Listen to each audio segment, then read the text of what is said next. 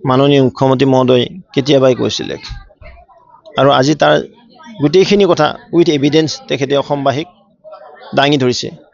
নিশ্চিতভাৱে এজন দেশৰ নাগৰিক লগতে অসম সন্তান হিচাপে তেওঁ পাকিস্তানী চোৰাংচোৱা সন্থা ISI যি আমাৰ সদায় চিৰবৈৰী পাকিস্তান বুলি কওঁ, সদায় পাকিস্তানে আগ্ৰেছন কৰি থাকে আমাৰ ইণ্ডিয়াত, কিদৰে তেওঁলোকে অশান্তিৰ বীজ ৰোপণ কৰি থাকে, কিদৰে তেওঁলোকে আমাৰ কাশ্মীৰ খণ্ডক কিদৰে আক্ৰমণ কৰি আছে, আমাৰ কাৰ্গিল যুদ্ধ কি কাৰণে হৈছিল, এইবিলাক কথা গৌৰৱ গগৈ পাহৰি গ'ল। তেওঁৰ ৱাইফ আছিল এলিজাবেথ, মই লাষ্টৰ শব্দটো নাজানোৱেই তেওঁৰ, যিটো লণ্ডনৰ পৰা আনিছে।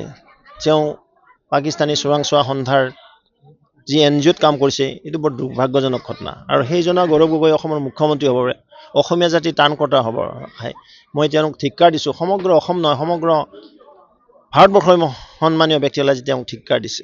গৌৰৱ গগৈয়ে কৈছে এখন আছে ছুপাৰ ফ্লপ নাটক হৈছে। তেওঁতো ক'বই লাগিব, তেওঁ কি ক'ব নহ'লে, তেওঁৰ উপায়টো নাই আকৌ। তেওঁ এইটো নকয় কি তেওঁৰ ঘটনা কি ঘটিছিল, কিমানবাৰ তেওঁ পাকিস্তান গৈছিল, কিয় গৈছিল পাকিস্তানত, তেওঁৰ মিছেছে কাৰ আণ্ডাৰত চাকৰি কৰিছিল, তেওঁৰ উদ্দেশ্য কি আছিল।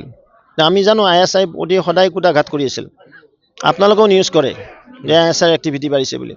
সেই ISI এক্টিভিটি যোনে বঢ়াব আছে তেওঁলোকৰ NGOত তেওঁ কাম কৰে, তাৰমানে তেওঁ অসমখনকো ধ্বংস কৰাতে একচুৱেলি গৌৰৱ গগৈ ডাঙৰীয়াক আজি NI এক্টত আজি এৰেষ্ট কৰিব লাগিছিল।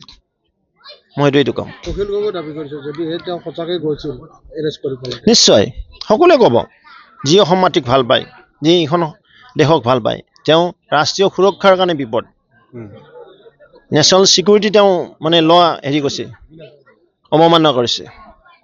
মই লৰ ভাষাত ক'ম, একৰ্ডিং টু ল প্ৰচিড হ'ব লাগে। NI এক্টত ইতিমধ্যে তেওঁক গ্ৰেপ্তাৰ কৰিব লাগে।